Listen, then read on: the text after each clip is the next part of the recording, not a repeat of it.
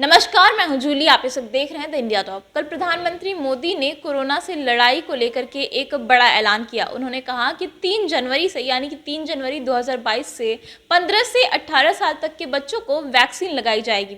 इससे न सिर्फ कोरोना के खिलाफ लड़ाई को मजबूती मिलेगी, इसके साथ ही स्कूल और कॉलेज जा रहे बच्चों की जो अभिभावक हैं उनकी चिंता भी कम हो जाएगी। इसके साथ ही उन्होंने कहा कि हमारे देश में वैक्सीनेशन की शुरुआत हुए 11 महीने पूरे हो चुके हैं और ऐसे में इसे लेकर के लगातार अध्ययन भी किया जा रहा है। कल क्रिसमस के मौके पर प्रधानमंत्री मोदी ने देश का संबोधन किया और उन्होंने कहा कि आज क्रिसमस भी है और अटल बिहारी वाजपेयी का जन्मदिन भी है और ऐसे में ये बड़ा ऐलान किया गया है, ऐसे में ये फैसला लिया गया है कि अब बच्चों को भी वैक्सीन दी जाएगी। 3 जनवरी से बच्चों के वैक्सीनेशन की प्रक्रिया जो है वो शुरू हो जाएगी। पीएम मोदी ने कोरोना और ओमिक्रॉन को लेकर अहम बातें देशवासियों के साथ साझा की। उन्होंने देशवासियों से पैनिक न करने और सतर्क रहने को कहा।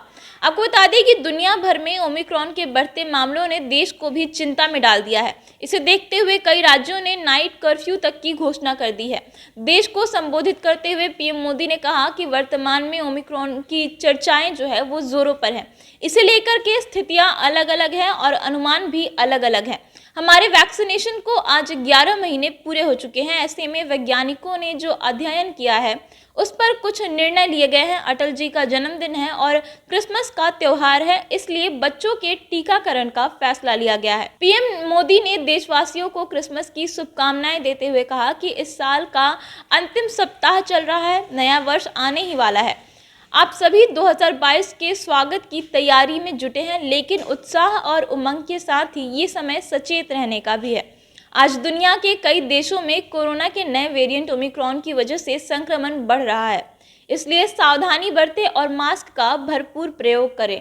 साफ सफाई का भी ख्याल रखें। उन्होंने बताया कि आज देश के पास 18 लाख आइसोलेशन बेड्स हैं, 5 लाख ऑक्सीजन सपोर्टेड बेड्स हैं, वहीं 1,40,000 आईसीयू बेड्स हैं। आईसीयू और नॉन आईसीयू बेड्स को यदि मिला दिया जाए तो 90,000 बेड्स बच्चों के लिए हैं।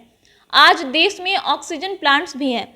4 लाख से ज्यादा ऑक्सीजन सिलेंडर देश में दिए गए हैं। राज्यों को पर्याप्त टेस्टिंग किट्स और दवाओं के बफर स्टॉक दिए जा रहे हैं। देश के नागरिकों का सामूहिक प्रयास और इच्छा शक्ति ही है कि आज भारत 141 करोड़ वैक्सीनेशन की डोज अभूतपूर्व और बहुत ही मुश्किल लक्ष्य को पार कर चुका है। आज भारत की वयस्क जनसंख्या में 61% से ज्यादा लोग दोनों डोज ले चुके हैं। इसी तरह 90% वयस्कों को वैक्सीन की 1 डोज लगाई जा चुकी है। गोवा, उत्तराखंड, हिमाचल ने 100% सिंगल डोज का लक्ष्य हासिल कर लिया है।